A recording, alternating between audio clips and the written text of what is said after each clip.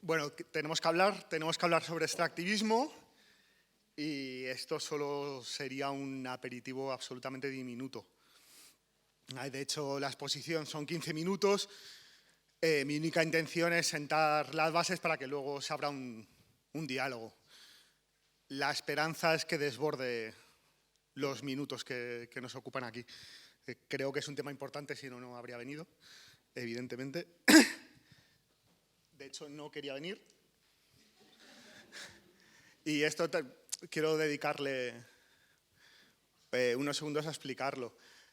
Yo estoy aquí en calidad de activista de la salud mental.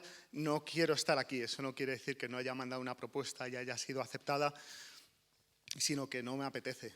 No me apetece hablar de extractivismo. Yo no he elegido la lucha del extractivismo. Estoy involucrado en otras muchas luchas. Algunas de ellas son dolorosas, pero esta es algo que me ha sobrevenido. O sea, de hecho, no tenía alguna noción, evidentemente tenía, porque es un tema que se ha comentado en los colectivos, pero bueno, me he visto abocado casi a una formación forzosa, ¿no? Esto que veis es la cubeta de la lavadora del detergente. Os animo a que miréis las de vuestras casas, suele estar llena de mierda, de hongos, de jabón reseco. Simplemente esta mañana me he dado cuenta que estaba haciendo muchísimas cosas, menos preparar o ultimar, mejor dicho, la presentación. No, lo voy postergando, ¿por qué? Porque me es sumamente incómodo hablar de esto. De hecho, por cómo es el formato de estas jornadas, quería que tuviera un tono más, no sé, gracioso o cómico y no lo he conseguido. Entonces, bueno, quería partir de aquí. Entonces, para mí esto es un acto de resistencia política y es un acto de activismo, ¿vale? Que no lo quería dejar claro. 3 cosas antes de comenzar o para enmarcar un poco lo que voy a hablar. La primera de ellas es, bueno, la salud mental está de moda.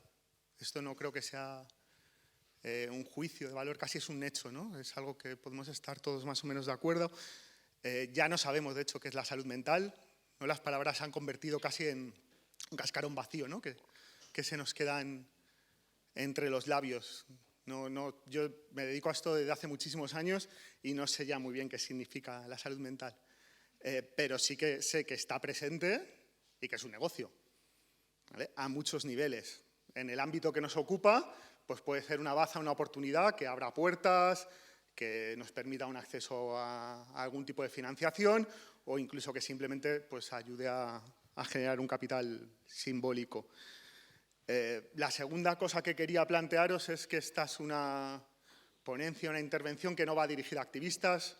Las personas que militamos en espacios de salud mental sabemos, podemos y nos dotaremos de espacios para debatirlo. Es una interpelación a las personas que trabajáis en el ámbito académico, ¿vale? Es a vosotras a quien está básicamente dirigida. En este sentido, me gustaría que hubiera una pregunta que sobrevolara un poco todo este rato que vamos a estar juntas, que es ¿para qué se investiga? Puede parecer una banalidad, pero creo que no está explicitado siempre y me gustaría, como os decía, que esté sobrevolando hoy aquí. Yo evidentemente no os voy a responder esa pregunta, ni me apetece, ni creo que sea mi lugar, pero bueno, creo que si la tenemos de fondo se va a entender más alguna de las cosas que explico. Y el tercer punto que quería decir es que mi problema con haber sido objeto de estudio de una etnografía feminista, el cabreo que me traigo y el conflicto que se ha abierto con la Universidad de Granada, en este caso, en el Departamento de Antropología Social, no responde a algo puntual. Es decir, no me interesa el caso concreto en sí, sino la dinámica institucional que nos hemos dado cuenta que se genera y el cierre de bandas absoluto por parte de la institución cuando hay un conflicto de esta naturaleza. Dicho lo cual, pues, bueno, definición de extractivismo académico. Hay varias, creo que esta está más o menos bien, ¿no? Explotación de los recursos epistemológicos de las comunidades que interesan a determinados centros de producción de conocimientos sin que haya un beneficio real para estas. Esto es terminología o lenguaje académico. Visto desde nuestro lado, saqueo, ¿vale? Saqueo que lleva asociado de manera necesaria a un proceso de cosificación. Y esto va a ser importante para intentar entender lo que quiero explicar. El extractivismo acaba por empaparlo todo. Atraviesa las prácticas, las personas, las palabras. Y algo en lo que no me puedo meter, porque es una presentación condensada, es que no es inocuo. Y de esto realmente no he encontrado nada. No he encontrado documentación, he escrito a gente con quien tengo correspondencia en otros países. No es inocuo, realmente. ¿Vale? Y en el ámbito de la salud mental, os puedo adelantar, genera dos cosas que pueden llegar a producir un profundo malestar, que es mayor extrañeza todavía con el mundo y una distancia. ¿Vale? Entonces, no solo es una cuestión de que epistemológicamente falle, porque falla. Cuando trabajas desde el expolio, lo que generas es básicamente una chapuza. No solo es un problema ético-moral, sino que además también hace daño. Perdón. Dicho lo cual, hace daño y es feo. Que es de lo que se trata hoy. Es jodidamente feo. Lo que es feo sabotea, impide la comprensión. ¿No? Los griegos ya se dedicaron a esto compulsivamente. La belleza, la creatividad, la verdad, o sea, lo que es feo no ayuda mucho sin que nos metamos en grandes profundidades filosóficas a entender los fenómenos y las realidades. En este caso, el activismo en salud mental. El activismo en salud mental, y aquí estoy en la posición que estoy, es justo todo lo contrario, es un ejercicio de imaginación. ¿A qué nos dedicamos los y las activistas en salud mental? A imaginar vidas vivibles. Y esto parece que ha costado mucho. Desde la Academia Entender os avanzo que por lo que he podido leer no se ha entendido. Cuando hacemos campañas contra las contenciones mecánicas, imaginamos situaciones y espacios donde las personas no vamos a ser atadas. ¿No? Por poner un ejemplo. Cuando articulamos grupos de apoyo mutuo, creamos espacios donde poder imaginar otras maneras de pensar lo que nos pasa en la cabeza. Cuando socializamos información sobre cómo afrontar escuchas de voces que tienen un contenido descalificativo, imaginamos maneras de poder vivir con esas voces. En el fondo es intentar hacer vivibles nuestras existencias. Y eso, una vez más, es un acto de resistencia, es cotidiano, es jodidamente imaginativo, es generoso y es nuestro. ¿Vale? Entonces, si te quieres enterar de algo, tendrás que venir de una manera que no sea a hurgar en nuestras vidas, sin pedir permiso, sin pasarnos los textos, sin contar con nosotros. Porque aquí no hay un estudiar con, hay un estudiar a. ¿Vale? Por eso me presento como objeto de estudio y no de otra manera. ¿Vale?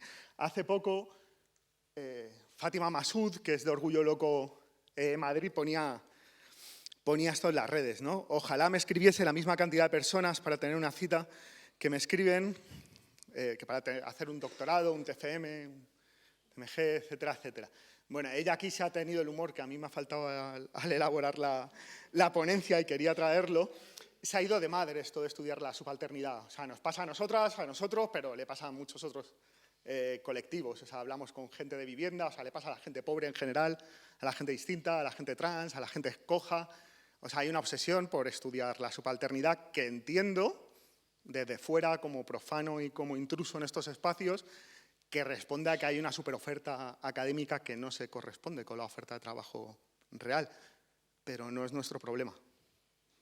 ¿Vale? Que es una manera de iniciar un posible diálogo.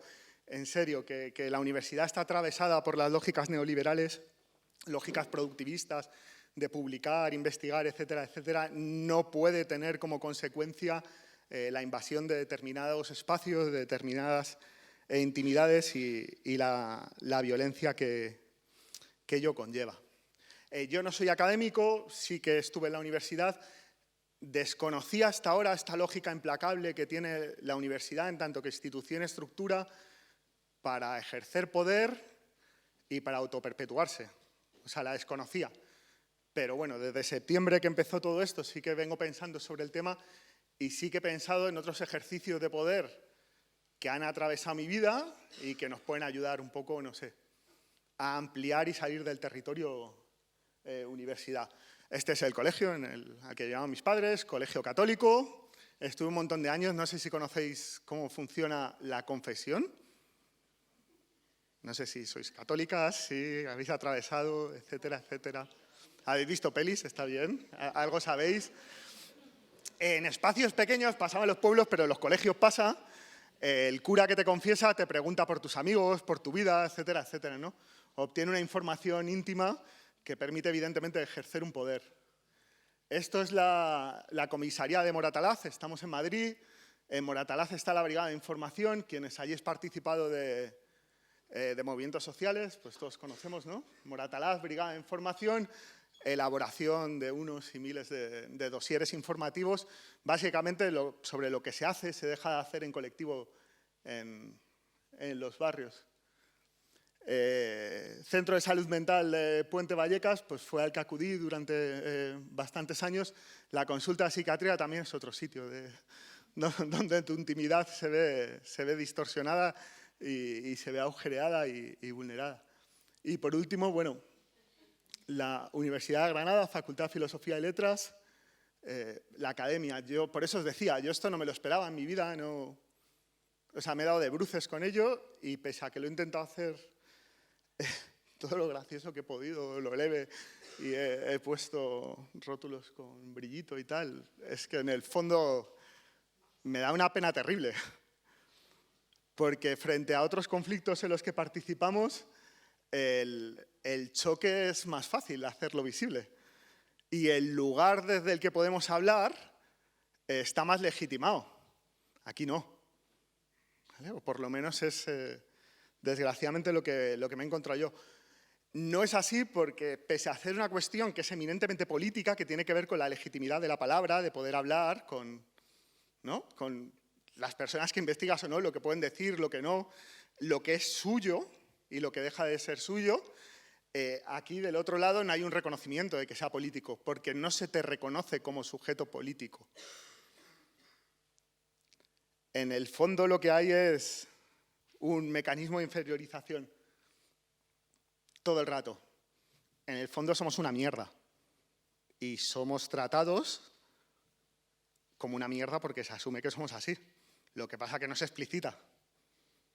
O por lo menos esta es mi tesis y me gustaría conocerlo cuál es la vuestra. Pero no hay un lugar de legitimidad. O sea, no hay posibilidad de conflicto porque tu palabra no vale.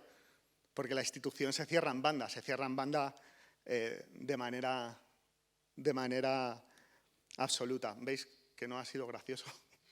Por más que lo haya intentado. O sea, al final el extractivismo tiene que ver con la inferiorización y también con segregar socialmente.